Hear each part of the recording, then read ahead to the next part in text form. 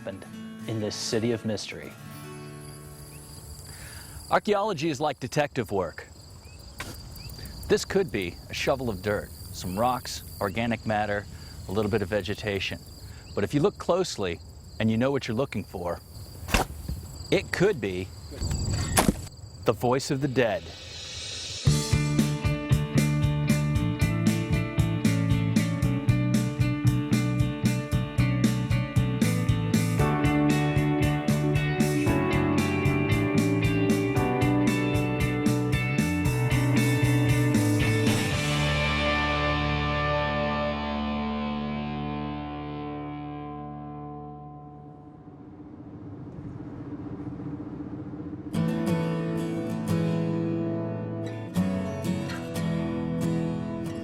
My journey took me along I-44 to St. Louis, Missouri.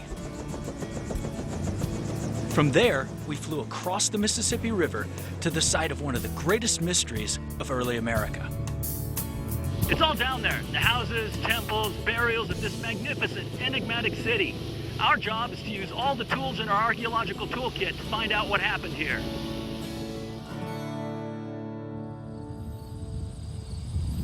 I'm standing in front of a hill that looks like it's a natural feature, but it isn't. It's man-made. More than 15 million baskets of earth were moved to create a monument that's 2 acres larger than the Great Pyramids at Giza. Between the 10th and the 14th century, Monk's Mound is at the center of a thriving Native American metropolis right here in the Mississippi Bottomlands in Cahokia, Illinois. We call the people who lived here the Mississippians. In fact, that's a name we apply to all of the people in the southeastern United States in the Mississippian period, and it refers to the role of the Mississippi River and ultimately the other river systems in the region in linking these peoples and places together. We know they must have had a highly organized society, but they left no written records. So in the absence of birth certificates, newspapers, and other sources, we can use archaeology to decode what life was like for the Cahokians. To date, dozens of mounds have been investigated. What we have is one of the greatest mysteries of early America. Who were these people? What were they doing here? And what happened to them? I met with my friend Neil, who's the director of the Center for Archaeological Research at Missouri State University, in order to learn more about the archaeology at Cahokia. We can draw on the ethnographic record. And when you go back into the prehistoric past, you don't have people to talk to understand what they're thinking, and their religion. All you have are, as an archaeologist, artifacts. And sometimes that evidence is very spotty.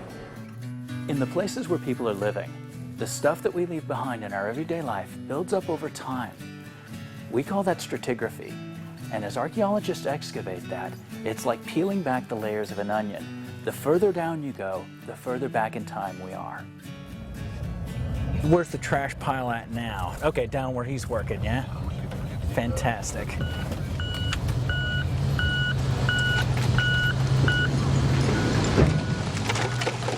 This modern landfill in Springfield, Missouri demonstrates the way that stratigraphy builds up over time.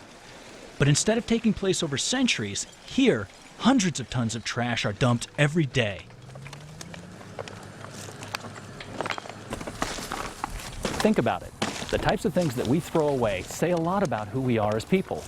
By rummaging around in the contents of this modern garbage dump here, we're able to build up a picture of what daily life is like for the average American. We can find information about what kind of food that we're eating for breakfast, what brand of soft drinks we might like to have. We find information about what we're eating for dinner, and a little bit about the latest fashions. And inside, we can find something out about trade networks. I'll bet Simon Skama doesn't have to do this. Back at the coffee house with Neil. Well, Cahokia was certainly a very complex society. I mean, it's probably the site itself alone is 9 or 10 times larger than anything north of the Valley of Mexico. So it's a whole nother scale above other Mississippian or late prehistoric phenomena, and historic as well. Part of, you could say, what fueled Cahokia was a major increase in agricultural intensification. Cahokia is the largest city in North America before the 19th century. And for the Mississippians, maize fueled the population growth. Once you can grow more food than you need to support yourself, you can free other people up to specialize, be creative, and innovate. Back at the Cahokia Mounds Visitor Center, I met with Bill Eisminger, who's the on-site archaeologist, to see if he could tell us more about the types of things the Cahokians were growing. Well, they had a variety of crops. One of the primary ones, of course, was corn or maize, and several varieties of that. Mm-hmm. But they had a lot of other crops that were very important to them as well, that had an earlier and more ancient history in the Midwest and eastern U.S. Things like maygrass, little barley, and there was squash, sunflower, lamb's quarter, and a few other things that produced a lot of different seeds, oily and starchy seeds, which were important in their diet. Was there a trade in that? Were they producing a surplus and moving this around to other sites, or do we know perhaps about how that worked? We think to some degree there was a surplus being produced, and this allowed them to use that surplus for trade as well as to feed the population that was here. And probably a lot of the outlying communities were producing food, of all these crops, and maybe a percentage of that is going to Cahokia for the elite, the leaders, to redistribute as they saw fit. It's taxation, that type Sure. of thing. Okay. Probably the most ideologically significant things that the Cahokians are making are these ceremonial copper plaques. They're made from material that's mined as far away as the northern Great Lakes in Canada, and these plaques are being given as prestige gifts to subordinate chiefs in other villages in the Mississippian culture area. At Cahokia, the copper workshop was located in the area now known as Mound 34. We're going to lump B1 and 2 together. Okay. John Kelly, senior lecturer in archaeology at Washington University in St. Louis, has worked at Cahokia since 1969. He's currently excavating Mound 34. We knew earlier, from the earlier excavations, that there were potentially 2 copper workshops that had been found underneath the mound at the north edge. In 2007, we located the first evidence of the copper working. Okay. And at that time, all we had was an area roughly 1 meter wide by 2 meters long with several hundred little pieces of copper, a couple of bigger pieces, and then some tools that were left behind, a hammer stone. And we discovered that there were small pits in the floor of the house. And we suspect that what the pits represented were places that they had set wooden anvils on which to work. This is a copper sheet that was found in Missouri, and it's probably about this big, and it's very thin. I mean, you can see the edges of it here. It's probably less than 1 millimeter thin. And what we think they were doing is hammering nuggets into thin sheets using a hammer stone and a stone anvil. And then working them into the and then making a template out of wood, and then putting the sheet on top and hammering it into the template. So these are the 2 biggest pieces that we found. But all of them have been hammered very, very thin, and they've all been cut. They all have cut edges. So what we know that they've been doing in this area is hammering it into sheet and cutting something. Fantastic. Whether they were trimming the edges or whether they were trimming out these negative spaces, like some of these I see what negative you're saying, spaces, we don't know because we haven't found any finished pieces. But it's not a native item in this area. No, what's the likely source of what we've been finding? Michigan. Okay. Yeah, up in the peninsula. We're starting to build up a picture of a major prehistoric city across the river from what is now St. Louis, with trade networks that stretch from the Gulf of Mexico to Canada. The people there are exporting agricultural surplus in exchange for prestige items that the great son or chief can give out as gifts. But they're gifts with some strings attached. It's a bit like your local mafia boss giving your brother-in-law a job. Another thing, too, that we believe is being produced here at Cahokia are a lot of these figurines made out of a reddish-colored stone. These figurines are expressions of the Cahokian cosmos. They're depictions of its gods, goddesses, and warriors. And we see these figurines in many places throughout the southeastern U.S., especially into Oklahoma, Tennessee, Arkansas, and other places. And we think perhaps the message of Cahokia, maybe even a new religion or a way of looking at religion, is being transmitted. And these are probably carried as symbols of this religion. Religion has been a major component of every human society since before Fred Flintstone and his cronies invented fire. By studying the religious practices of a people, we can gain access to a window into their view of the cosmos. Meanwhile, the Cahokians worshiped the sun god.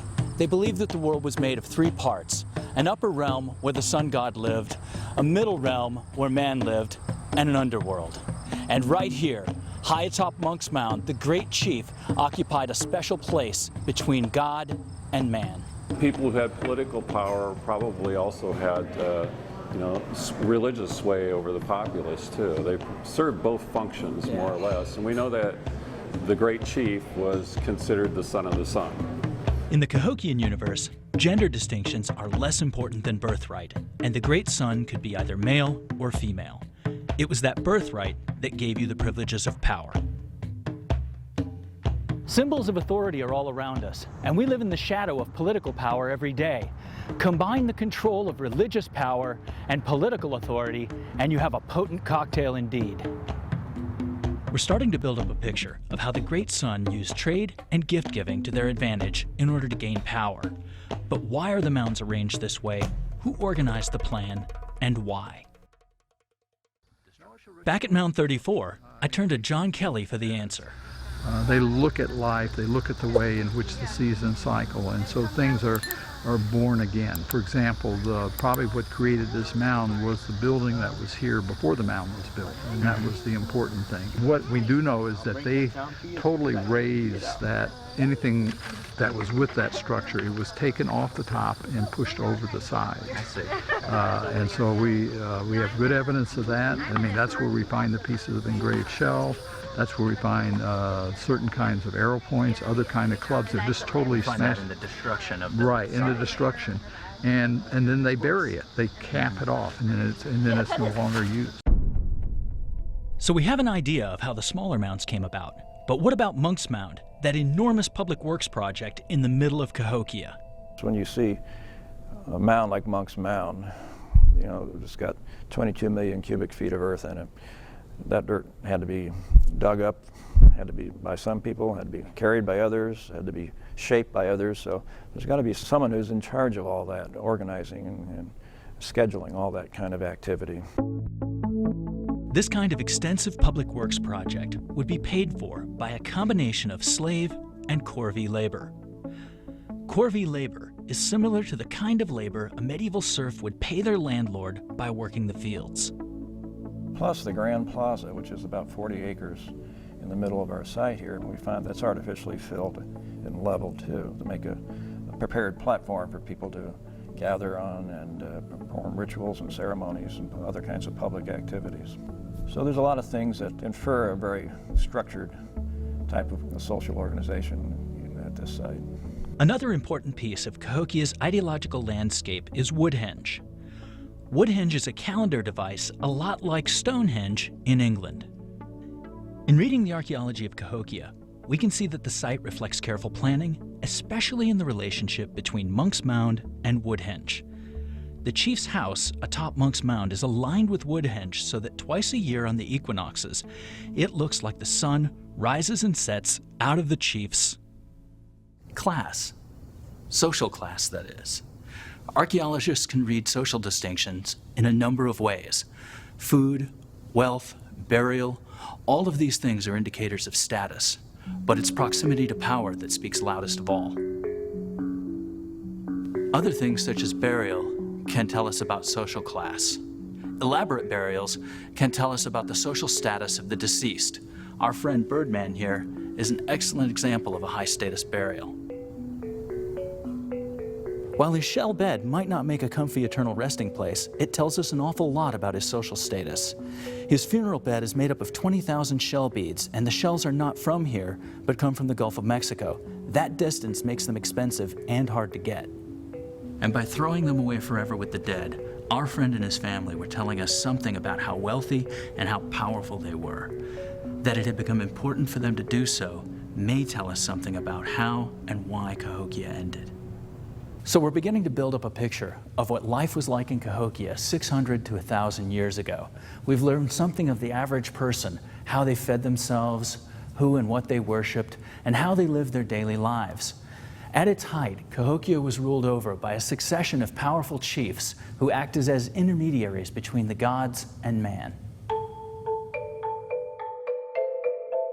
In about 1150 AD, Cahokia was the most powerful city in the Mississippian world. Farmers produced abundant crops, the rivers and surrounding lands supplied meat and fish, and Cahokian potters, copper workers, and stone workers produced stunning works of the highest artistic expression. Life was good for the average Cahokian, but not for everyone who lived there.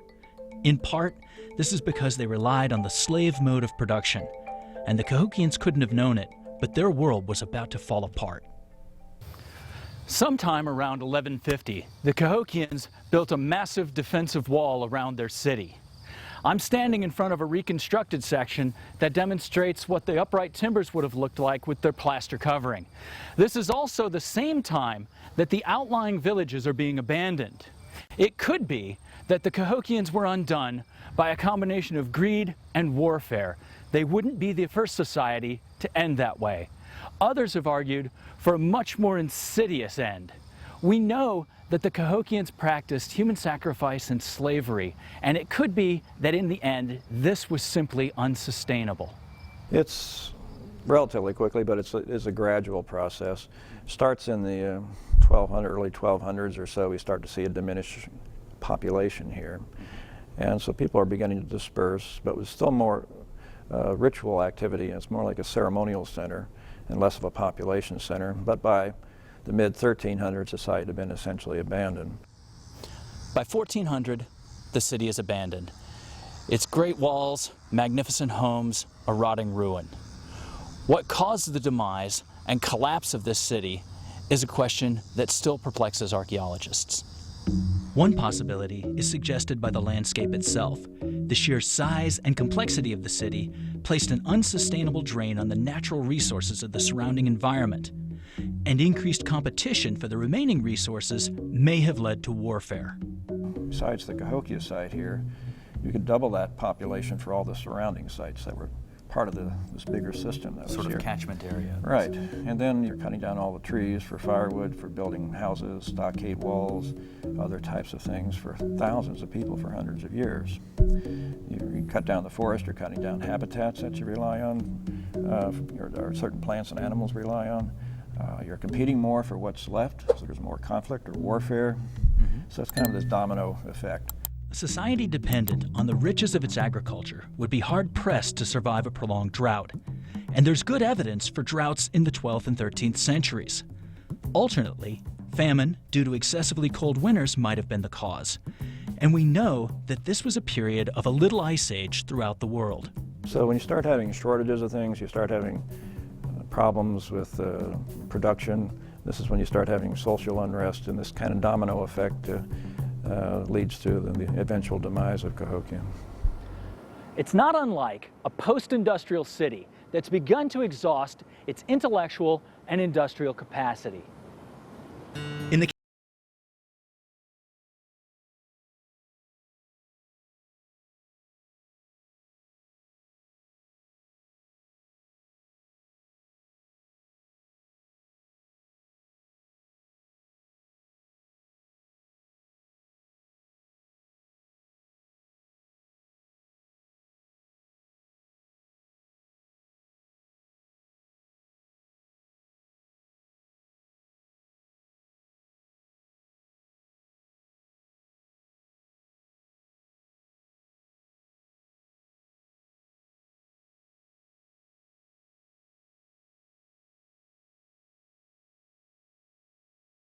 necessary. Whatever the cause, it's a compelling and fascinating mystery that archaeologists are still unraveling. I'm Monty Dobson, urging you to stay curious and keep learning about the world around you. Thank you for joining me.